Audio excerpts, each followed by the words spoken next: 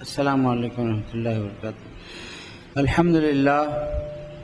الحمد للہ رب العالمین والعاقبۃ للمتقین، الصلاۃ والسلام علی من کان نبیا وآدم بین الماء والطین اجملین اکملین سیدنا و شفیعنا و حبیبنا و طبیب قلوبنا و نور قلبنا محمد وعلی آلہ واولادہ واصحابہ اجمعین، اما بعد، اعوذ باللہ من الشیطان الرجیم، بسم اللہ الرحمن الرحیم۔ قال اللہ تعالی فی القرآن الحکیم، واتبع سبیل من اناب الی، صدق اللہ العظیم وصدق رسولہ النبی الکریم ونحن علی ذلک لمن الشاہدین والشاکرین۔ تمام حضرات نبی علیہ نبی کی بارگاہ میں عشق و محبت کے ساتھ، خشوع و خضوع کے ساتھ درود و سلام کا نذرانہ پیش کریں۔ اللہم صلی علی سیدنا محمد و علی آل سیدنا محمد مبارک وسلم، اس یقین کے ساتھ کہ آقا دو جہاں رحمت کون و مقام دل جلوں کے یعنی اہل محبت کے درود کو بذات خود اپنے گوش مبارک سے سماعت فرماتے ہیں۔ پڑھیے اللہم صلی علی سیدنا محمد وعلی آل سیدنا محمد مبارک وسلم۔ ان اللہ و ملائکتہ یصلون علی النبی یا ایھا الذین آمنوا صلوا علیہ وسلموا تسلیما۔ اللہم صلی علی سیدنا محمد وعلی آلہ واصحابہ وعلی وارث کمالہ سیدنا وغوثنا غوث العظم ابو محمد شیخ عبد القادر جیلانی شیئا للہ، اغثنی وامددنی بحق لا الہ الا اللہ محمد رسول اللہ۔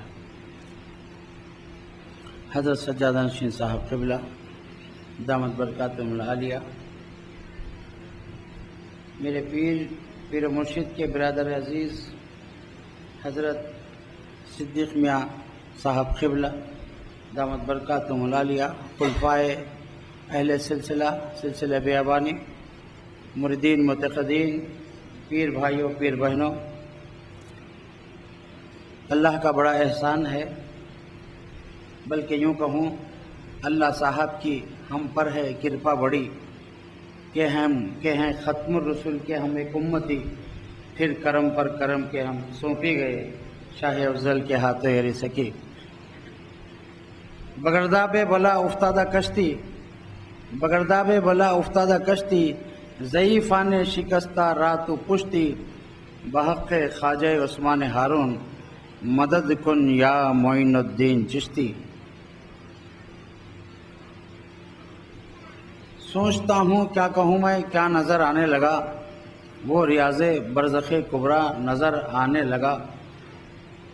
تو فنا فی الحق ہوا، پھر کیا ہوا میں کیا کہوں، تو فنا فی الحق ہوا، پھر کیا ہوا میں کیا کہوں، خطرہ دریا میں گیا دریا نظر آنے لگا، خطرہ دریا میں گیا دریا نظر آنے لگا۔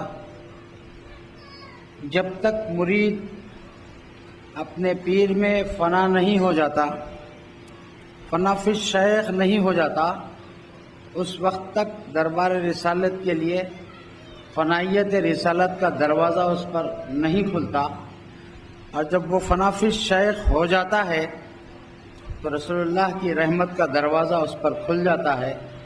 اسی لیے ہمارے بزرگ کہتے ہیں، پکڑ لو پیر کا دامن چلے رستے محمد کے۔ جب حضور میں فنا ہو جاتا ہے تو پھر فنا فی اللہ کا در اس پر کھلتا ہے۔ جب بندہ فنا فی اللہ ہو جاتا ہے تو باقی باللہ ہو جاتا ہے۔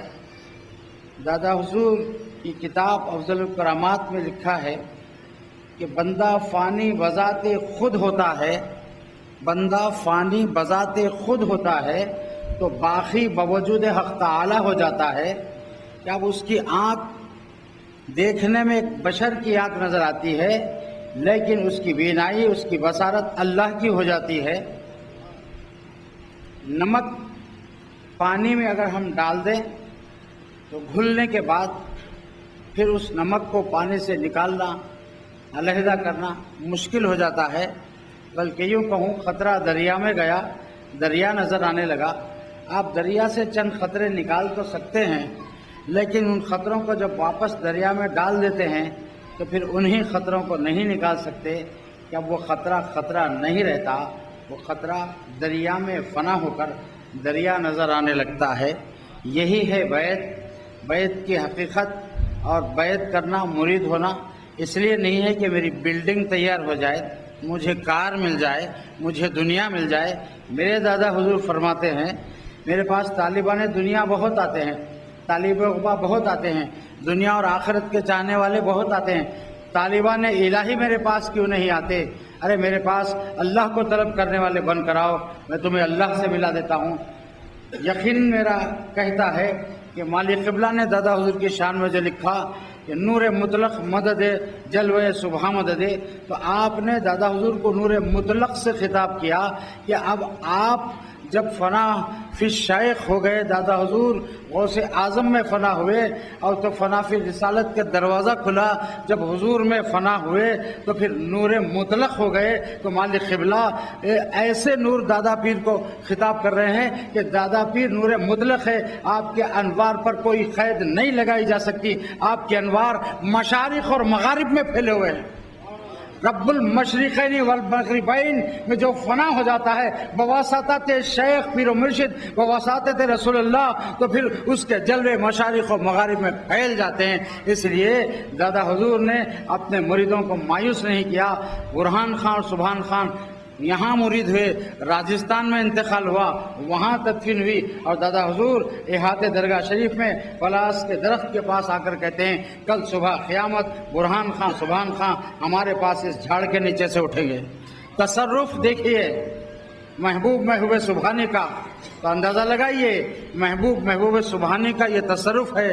تو محبوب سبحانی جن کو سیدنا خواجہ معین الدین چشتی دین دنیا کی پشتی سے یاد کرتے ہیں کہ وہ ہمارے دین کے بھی مددگار ہیں، دنیا کے بھی مددگار ہیں، تو جن کو اس نام سے دادا حضور یاد کرتے ہیں ان کے مقام اور مرتبے کا کیا عالم ہوگا۔ ہاں میں یہ ضرور کہوں گا کہ ایک مرتبہ سیدنا قطب الدین بختیار کاکی رحمۃ اللہ تعالی علیہ دادا پیر کی روحانی ملاقات ہوتی ہے، تو حضرت قطب الدین بختیار کاکی غریب نواز کے خلفاء میں سب سے بڑے خلیفہ ہیں، اور وہ کہتے ہیں کہ شیخ افضل بیابانی رحمۃ الرضوان سے کہ آپ ہمارے خاندان میں سلسلے عالیہ چشتیہ میں خلافت مخصوصہ سے ہمارے خاندان کے فرد کو سرفراز کیجئے تاکہ ہمارا آپ سے نسبت اور تعلق باقی رہے۔ تو دادا حضور سرور شاہ صاحب نامی بزرگ کو جو قطب الدین بختیار کاکی علیہ رحمہ کے خاندان کے ہیں، نسب کے ہیں، ان کو سلسلے عالیہ چشتیہ میں خلافت مخصوصہ سے ہمارے دادا حضور سرفراز فرماتے ہیں۔ یہ ہستی ہے ہمارے دادا حضور کی۔ غریب نواز کے بارے میں یہی کہوں گا کہ لوگ کہتے ہیں آج حیدرآباد میں ہند میں مختلف قسم کے لوگ ہیں، مختلف قسم کے علماء ہیں، تو بعض بے دین علماء حق علماء سو دو قسم کے ہوتے ہیں، تو علماء حق نہیں علماء سو کہتے ہیں۔ غریب نواز کیا دیتے سنیے، اورنگ زیب نے جب عالمگیر پہنچا غریب نواز کے آستانے پر اندر جا رہا ہے، اور ان کا طریقہ یہ تھا کہ جس خبر پر جاتے سلام عرض کرتے، جواب آ گیا تو خبر باقی رہتی ورنہ خبر توڑ دیتے، یہ تھے عالمگیر۔ جب پہنچے تو دیکھے ابھی غریب نواز کے آستانے کی طرف جا رہے ہیں، ایک لمبی قطار ہے۔ عالمگیر نے پوچھا یہ قطار کیوں کھڑی ہوئی ہے؟ تو بولے یہ اندھوں کی قطار ہے۔ تو بولے ان سے پوچھو کیوں کھڑے ہیں غریب نواز کے آستانے میں؟ تو بولے آنکھ کے لیے خواجہ کے پاس آئے ہیں۔ تو عالمگیر نے پوچھا کتنے عرصے سے تم لوگ کھڑے ہیں؟ کوئی کہا 4 سال سے، کوئی 5 سال سے، کوئی 6 سال سے۔ تو عالمگیر نے اعلان کیا میرے اندر جا کر خواجہ غریب نواز سے سلام عرض کر کے باہر آنے تک اگر سب کی آنکھیں نہیں آئیں تو سب کو قتل کر دوں گا۔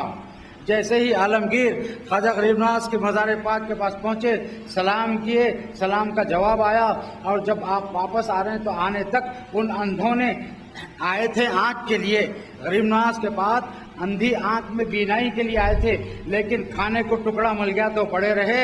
اب صدقہ مل رہا ہے، آنکھ کمانے کے لیے ہے، اب آنکھ کی کیا ضرورت ہے، کھانا کھاتے پڑے رہو، ادھر پر پڑے رہ گئے، آنکھ بھول گئے۔ اور جب عالمگیر نے کہا سب کی آنکھیں نہیں آئی تو قتل کر دوں گا، اور عالمگیر اندر ہیں اور باہر اندھے پکار رہے غریب نواز جان پہ بن گئی، ہماری آنکھ عطا کر دیجئے، آنکھ عطا کر دیجئے۔ اورنگزیب باہر آتے ہیں تو سب کی بینائی، سب کی آنکھیں روشن ہو جاتی ہیں۔ یہ ہے غریب نواز کہ بے دین علماء کہتے ہیں کہ کیا دیتے ہیں، اور عالمگیر بتا رہے ہیں کہ آنکھ دیتے ہیں، بینائی دیتے ہیں۔ یہ ہے ہمارے غریب نواز، اور وہی غریب نواز رحمت اللہ تعالی علیہ جب قطب الدین بختیار کاکی پیر و مرشد ہے سلطان التمش کے، اور دربار التمش میں ہمیشہ ہر دور میں اولیاء اللہ کو بدنام کرنے والے لوگ رہتے ہیں کہ ان کے نیک نامے پہ دھبا ہے۔ ایک عورت کو کچھ بدمعاشوں نے تیار کیا کہ جا کے التمش کے دربار میں جب خطب الدین بختیار کاکی کہہ رہتے ہیں تو تیرے پیٹ میں جو حمل ہے بتا کر کہہ دے التمش سے کہ یہ حمل میرے پیٹ میں خطب الدین بختیار کاکی کا ہے۔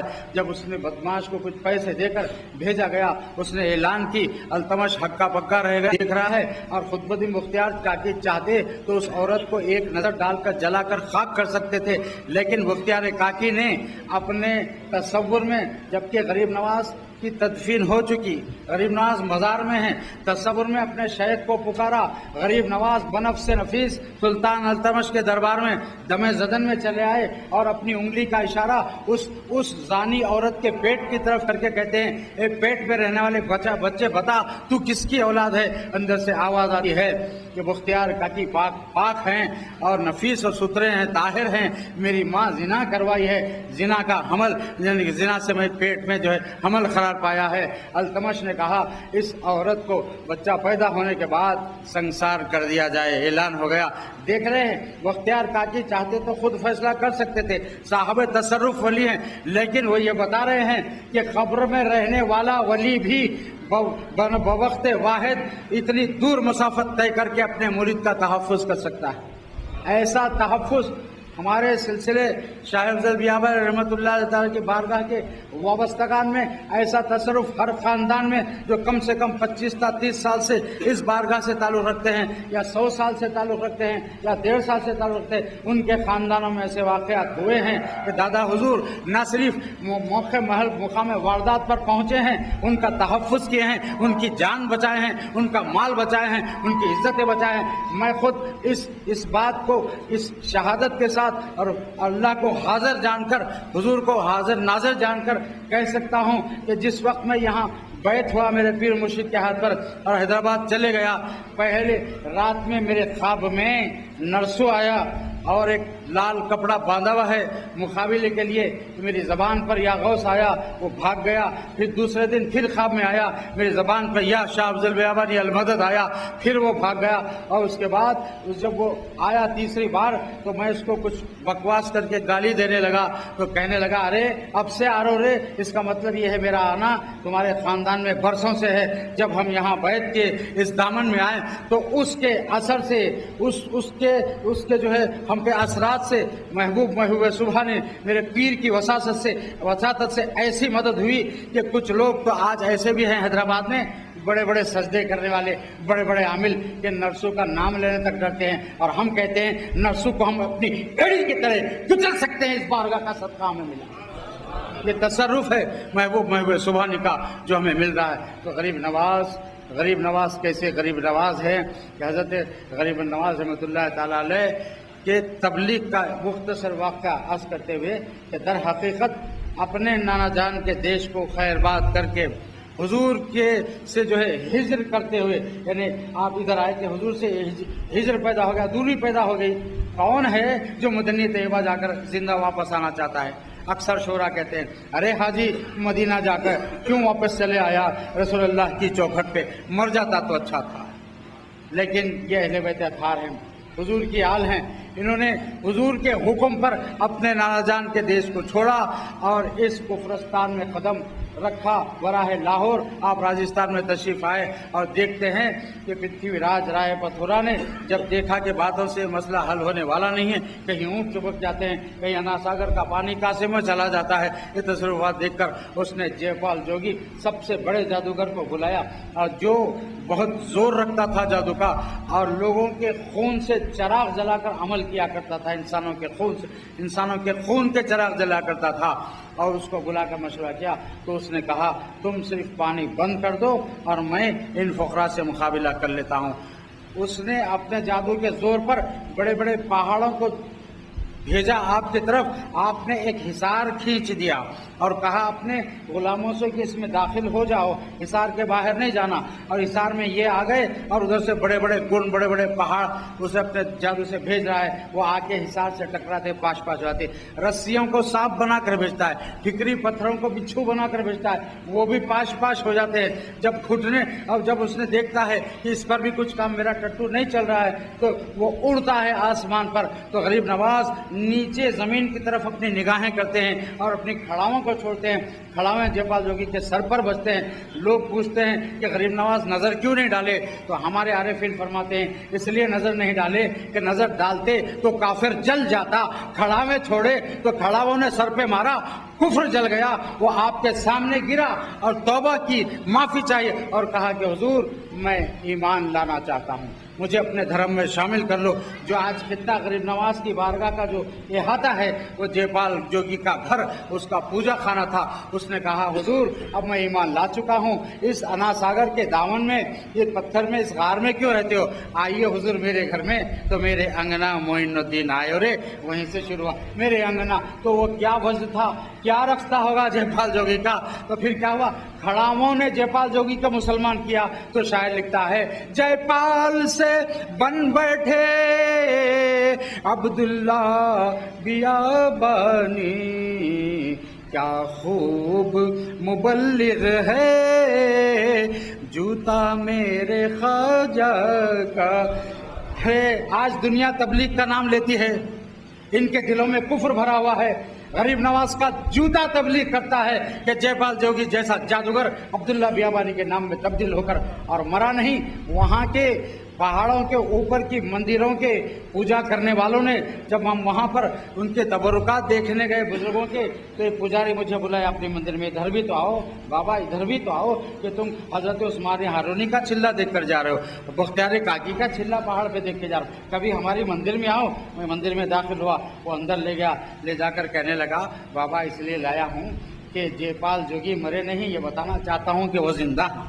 غریب نواز نے ان کو تصرف دیا ایمان لانے کے بعد، توبہ کرے وہ ایمان لائے۔ تو غریب نواز نے کہا جاؤ بھوکوں کو کھانا کھلانا، بھٹکے ہوں کو راستہ دکھانا تمہارا کام ہے۔ ایک ولی بنا دیا، اللہ کے ولی کے کھڑاون کی یہ تبلیغ، نہ صرف ولی کے کھڑاویں تبلیغ کرتے ہیں۔ ہمارے سلسلے عالیہ قادریہ میں سیدنا سری سختی رضی اللہ تعالیٰ عنہ جب بیمار پڑے تو پیر بھائیوں نے، مریدین نے کہا حضور آپ چلیے، ایک یہودی طبیب حاذق ہے علاج کے لیے، تو آپ نے کہا نہیں آؤں گا۔ تو لوگوں نے جنید بغدادی کو منوایا، پیر بھائی کو، کہ آپ کی حضرت سنتے ہیں، ذرا آپ کہہ دیں کہ طبیب کے پاس چلیں۔ جنید بغدادی جا کر اپنے پیر و مرشد سے درخواست کیے، تب بھی آپ نے نہیں کہا۔ تو حضرت جنید نے کہا حضور کم سے کم اپنا خارورہ دیجئے۔ وہ طبیب حاذق خارورہ دیکھ کر بھی علاج کرتا ہے۔ مرید کا دل رکھنے کے لیے حضرت سری سختی جنید بغدادی کو شیشے میں خارورہ دے دیتے ہیں، اور جنید بغدادی وہ شیشے لے کر طبیب حاذق یہودی طبیب کے پاس پہنچتے ہیں، اور یہودی طبیب جب شیشے لے کر ہلاتا ہے تو کلمہ پڑھتا ہے لا الہ الا اللہ محمد رسول اللہ۔ جنید بغدادی کے ہاتھ سے شیشی چھوٹ جاتی ہے، آپ گر کر بے ہوش ہو جاتے ہیں منظر کو دیکھ کر، اور جب ہوش میں آتے ہیں دوڑے دوڑے اپنے پیر کے پاس چلے آتے ہیں۔ اور مکاشف القلوب میں امام غزالی علیہ الرحمٰن نے اس واقعے کو لکھا، میں حوالہ پیش کر رہا ہوں امام غزالی علیہ الرحمٰن کا، کہ امام غزالی علیہ الرحمٰن لکھتے ہیں کہ جنید بغدادی جب ہوش آیا دوڑے دوڑے اپنے پیر کی بارگاہ میں آ کر ایک سوال کرتے ہیں کہ اے پیر و مرشد، کیا اثرات محبت الہی پیشاب میں بھی آ جاتے ہیں؟ تو سری سختی نے فرمایا ہاں، اثرات محبت الہی پیشاب میں بھی آ جاتے ہیں۔ تو وہ پیشاب یہودی طبیب کو مسلمان کرنا کی تبلیغ کرتا ہے، ایک ولی کا پیشاب تبلیغ کرتا ہے، ایک ولی کے کھڑاوے تبلیغ کرتے ہیں۔ یہ ہے ہمارے اولیاء کی تبلیغ۔ اور ایک بات کہہ دوں، دادا حضور کے پاس کچھ پجاری آئے، میرے بڑے کہتے تھے، میں نے کسی کتاب میں پڑھا نہیں لیکن آپ کے تصرف پہ میرا ایمان ہے، کہتے تھے کچھ پجاری آ کر کہنے لگے ہمارے مٹھ میں تشریف لائیں گے حضرت؟ تو دادا فرمایا ہاں ضرور آئیں گے۔ ہماری دعوت قبول کریں گے حضرت؟ تو بولے ہاں ہم دعوت قبول کرتے ہیں۔ ٹھیک ہے، متعین دن ہو گیا، ان کے مٹھ میں دادا حضور چلے گئے تو وہاں بد جانور کے کباب اور شراب رکھی ہوئی ہے، یہ ضیافت ہے آپ کے لیے، اس کو تناول فرمائیے دعوت۔ تو آپ نے بیٹھ گئے، بیٹھ کے کہنے لگے یہ جو کھڑے ہوئے ہیں ان کو بھی دعوت دے دو۔ تو بولے کون کھڑے ہیں؟ بولے جو بت کھڑے ہیں۔ जिसकी तुम परस्तिश करते हो, इनको भी मेरे साथ दावत दो। तो बोले हम बरसों से इनकी परस्तिश कर रहे हैं लेकिन ये हमारी सुनते नहीं। तो दादा पीर ने फरमाया हम खिला दें इनको। तो बोले बड़ी ताज्जुब की बात है, आओ रे खाओ। बुत गिर कर कबाब खाने लगे, शराब पीने लगे। यह है तबलीग कि बुतों को अपने तसर्रुफ से दौड़ा दें, चला दें। तो पुजारी ईमान लाकर कहते हैं हुजूर हम तो अब आपके गुलाम हो गए, आपके दामन करम में आ गए, हमको कलिमा पढ़ा दीजिए, हम मुसलमानों में शामिल होते हैं। यह है तसर्रुफात महबूबान खुदा। तो सैयदना मोइनुद्दीन चिश्ती दीन दुनिया की पुष्टि से दादा हुजूर याद करते हैं और दादा हुजूर पीराने पीर को महबूब आला से याद फरमाते हैं और नाम पूरा लेते हैं। जब भी नाम लेते हैं महबूब आला मीरा मोहिउद्दीन सैयदना शेख अब्दुल कादिर जिलानी कुतुब रब्बानी गौस समदानी पीराने पीर दस्तगीर रज़ियल्लाहु तआला कहकर जो है आपको याद करते हैं। अर्ज करना यह है कि बुजुर्गान दीन के तसरुफात करामात का सदका है, ख्वाजा गरीब नवाज के तसरुफात और करामात का सदका है। न सिर्फ बड़े बड़े जादूगर, न सिर्फ बड़े बड़े बुत परस्त, न सिर्फ बल्कि हैदराबाद में उन उलमा से मैंने चैलेंज किया जो उलमा सैयद नहीं हैं, जो अब्बासी सिलसिले से नहीं हैं, जो हबीबी सिलसिले से नहीं हैं, उन उलमा जो जिनके अजदाद हिंदुस्तान में ईमान लाए और आज वो उलमा कहते हैं गरीब नवाज कुछ नहीं देते। तो मैंने एक ऐसे आलिम से नाम नहीं लूँगा, बदबख्त का मर के मिट्टी में मिल गया, उससे कहने लगा, मैं बोला तुम ज़रा अपना नसब तो निकालिए, तुम्हारे बाप का नाम क्या था, तुम्हारे दादा का नाम क्या था, परदादा का। तो आखिर में ऐसी जगह पहुँचे कि जिनका बाप एक नारियल फोड़ने वाला, बुतों के आगे आसन मारे बैठने वाला। मैं बोला देखो तुम क्या थे, ये थे। तो हिंदुस्तान में इस्लाम गरीब नवाज की खड़ावों से दिल से फैला, तसर्रुफ से फैला, अखलाक से फैला, अनवर से फैला ना, ठीक है। तो बोले ये गरीब नवाज तो तुम्हारे जद को मुसलमान कर दिए और तुम कहते हैं गरीब नवाज क्या देते। हम कहते हैं गुलामान गरीब नवाज कि गरीब नवाज इस्लाम देते हैं, ईमान देते हैं, कुरान देते हैं, रहमान की पहचान करवाते हैं। अल्लाह हमें दादा हुजूर के नालन पाक के सदक़े में गरीब नवाज की कामिल मोहब्बत अता फरमाए। वाखिर दावा